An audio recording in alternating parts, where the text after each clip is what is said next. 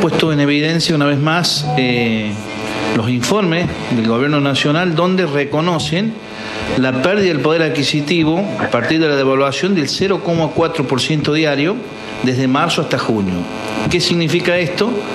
Que no solamente hay pérdida de poder adquisitivo, sino también de que el gobierno, agravando la situación, quiere imponer más aumentos en los servicios públicos. Y que condice un poco con la charla que teníamos recién con Alberto Samit, ¿sí? Que él está planteando que la inflación no es ni del 30%, que ya es más del 50%, y que indudablemente la evaluación que ha tenido los sueldos y demás es enorme, y el peso, ¿no? Bayone ha planteado una cuestión, un proyecto de resolución en la Cámara de Diputados donde Alberto pretende de que se suspendan los aumentos a partir de estos datos oficiales que el propio Marcos Peña ha elevado a la Cámara de Diputados. Bien, lo tenemos en línea Andrés Bayone. Andrés, ¿cómo estás? Gustavo Revillo y Alberto Trombetta te saludan.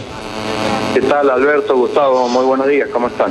Bueno, mirá, antes de esta charla que estamos manteniendo con vos, hablábamos recién con Alberto Samit y él hablaba del conurbano y de todo lo que implica la inflación y la devaluación que indudablemente se ha generado, y todos estos aumentos lo que han provocado desde el punto de vista social, bueno, en el conurbano, pero en todo el país.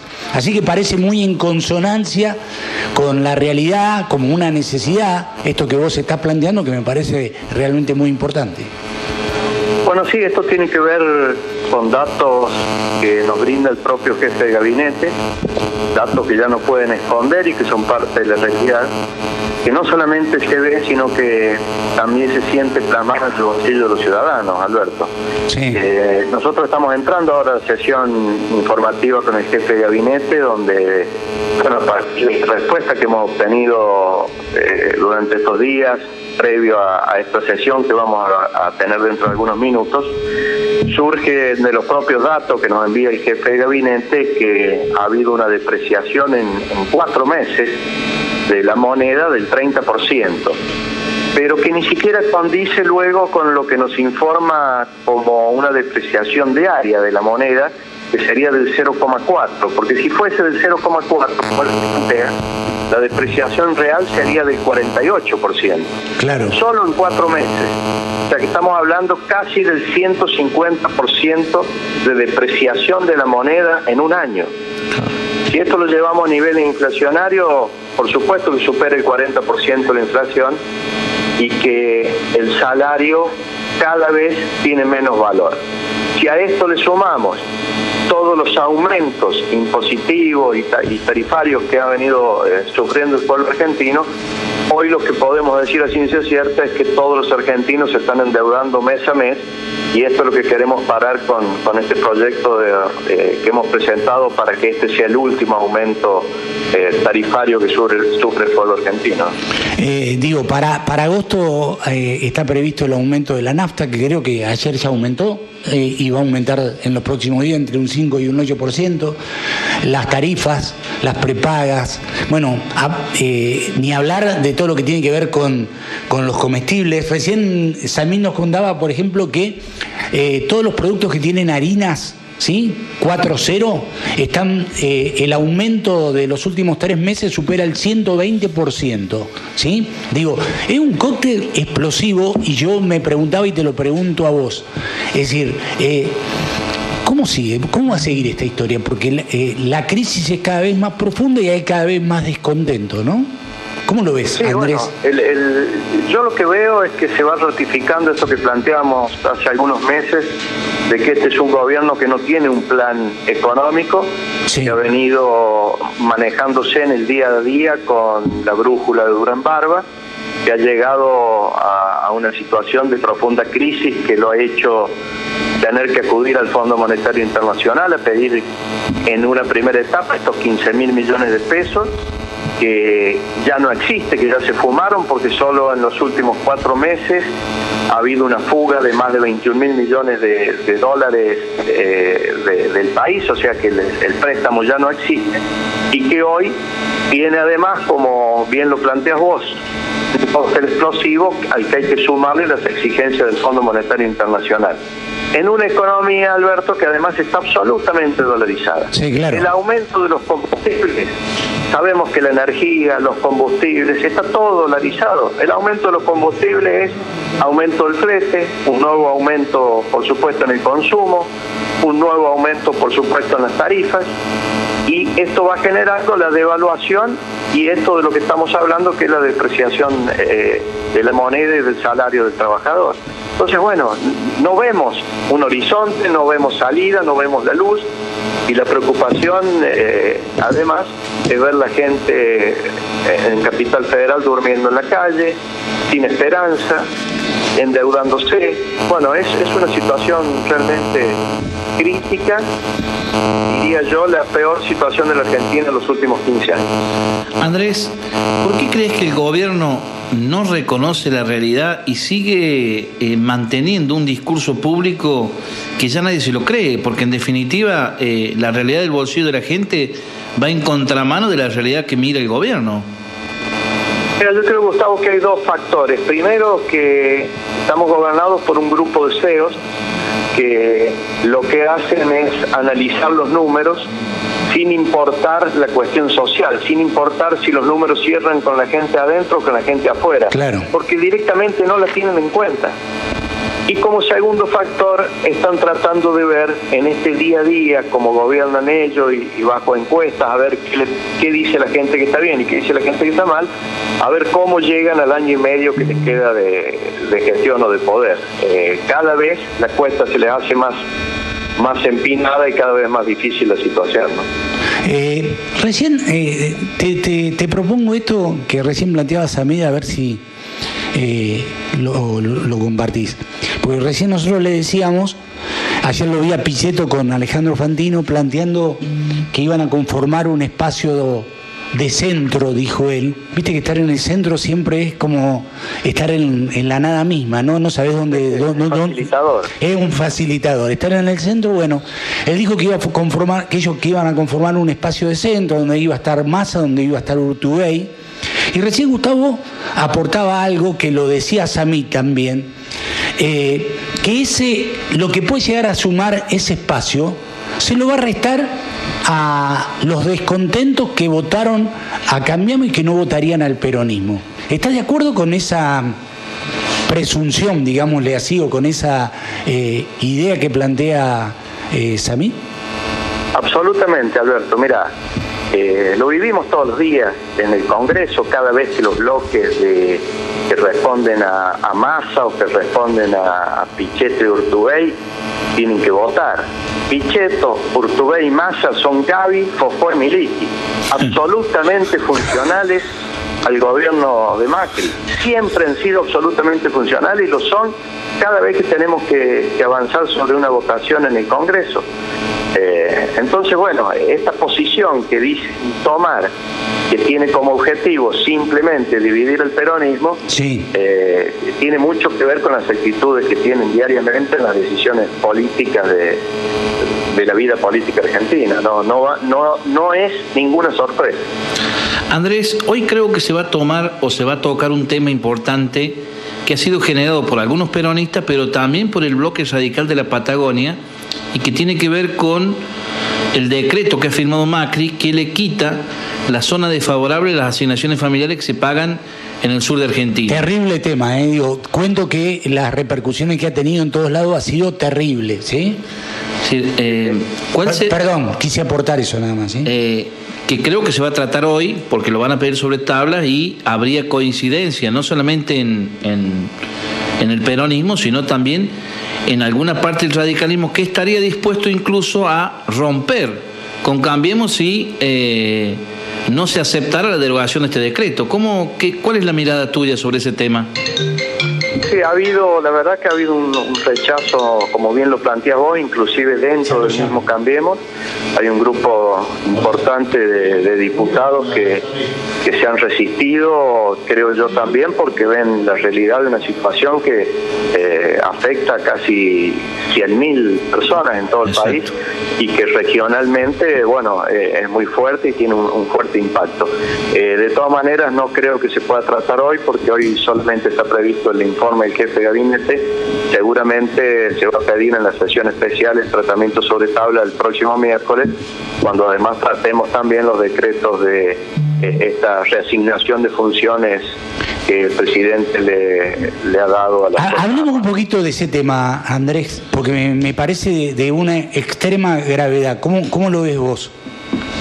Bueno, yo creo que está íntimamente ligado a todo lo que estamos hablando, Alberto. Sí, sí. Plantear la utilización del ejército en la seguridad interior tiene mucho que ver con la Argentina que se viene, con la crisis que todavía ni siquiera llega a su máxima expresión, y a que el gobierno tiene información y visualiza que va a tener un fin de año muy complicado, con despedidos en la calle, con gente que se está endeudando y que no puede pagar ni lo mínimo para vivir, seguramente también reclamando en las calles. Y esta es una apertura de paraguas para tratar de sostener estos reclamos sociales, que sin lugar a dudas, si el rumbo sigue siendo el mismo, lo vamos a tener, y lamentablemente lo vamos a tener. Sí, yo coincido con vos en que el rumbo va a ser el mismo, porque además este es el rumbo del gobierno, que lo ha establecido así. ¿Te acordás que alguna vez hablamos, y bien vos lo decías en el inicio de la nota, que en su momento planteábamos que no tenía un plan, después dijimos, no, en realidad tiene un plan, lo que pasa es que no es para favorecer a nadie o a ninguno de nosotros, sino para favorecer a los amigos? Ayer veía un informe donde 289 funcionarios jerárquicos del gobierno actual, entre ellos, por ejemplo, el secretario legal y técnico, Clusellas, te lo tiro esto como un tema para que a lo mejor hasta podés hacer algún proyecto. Digo, tiene un cargo gerencial en 16 empresas que por otra parte tienen vínculo con el gobierno, es decir, están de los dos lados del mostrador. Hay 289 funcionarios que están en esa condición, ¿sí? Es terrible. Bueno, la fuga de capitales sobre la que estamos hablando, Alberto, sí, tiene que ver en un porcentaje, bueno, con la salida al exterior del turismo, tiene que ver también con algunos manejos empresariales que no están ligados al gobierno, pero en su gran mayoría tienen que ver con una estructura, un sistema perverso preparado para que el propio gobierno habilite la salida de dólares al exterior a las empresas de quienes hoy nos están gobernando. Claro. No hay un solo funcionario de alto rango que no tenga o haya tenido un fuerte vínculo con una multinacional que hoy forman parte de quienes están llevando los fondos del país. Entonces, me parece que la situación es de suma gravedad, y que hoy el gobierno no está viendo, porque tampoco tiene ni liderazgo político ni cintura política para darse cuenta no solamente del perjuicio, sino de las repercusiones que va a tener este perjuicio social que le están generando hoy a los que menos tienen. Andrés, ayer te veíamos en una foto con los bomberos voluntarios, o digamos los que manejan los bomberos voluntarios. La Confederación Argentina. La Confederación Argentina. Sí. Y creo que hay un abrazo mañana jueves en el Congreso, o una marcha, donde seguramente van a poner en evidencia un tema que vos mostraste en su momento en San Luis, que tuvo repercusión, sí, a partir de la farsa que se montó en La Punta. Es decir, ¿cuál es te pregunto, digamos, que vos hablas indudablemente con los bomberos, ¿cuál es la visión de ellos de este gobierno? Mira, mañana, como vos decís, Gustavo, está previsto un abrazo al Congreso a las 10:30 de la mañana para hacer visible este reclamo que involucra a 44.000 bomberos de todo el país, bomberos voluntarios, que tienen que recibir 1.600 millones de pesos al año, producto del 0,5% que se les retiene a las empresas aseguradoras. Sí, estamos hablando de fondos que no pertenecen al presupuesto nacional, sino que son fondos específicos de retenciones con un destino específico. que no solamente no se ha depositado durante el año 2018, la ley 25054 dice que los primeros 6 meses tiene que hacer el depósito del gobierno nacional, sino que además hay un saldo del 2017 que tampoco se les ha depositado. Esto les está generando un perjuicio enorme en materia de capacitación, de compra de equipamiento, que además lo compran en el exterior y en dólares, con lo que en enero compraban 3 equipos y compran menos de 1,5. Bueno, una situación, la verdad, crítica y muy difícil de un sector, que además de ser un sector socialmente muy importante, es un sector que trabaja sobre las emergencias. Sí, claro. Y el miedo que tienen ellos es que en medio del ajuste hayan ajustado estos fondos que no pertenecen al presupuesto nacional. La segunda hipótesis que tienen es que hayan sido reutilizados en otras funciones, que le hayan usado los fondos para otro destino. Y la tercera hipótesis que tienen es que como no están alineados políticamente al gobierno, traten de hacer desaparecer, presionen para tratar de hacer desaparecer los bomberos voluntarios de todo el país y las transformen en seguridad cívica o en defensa civil.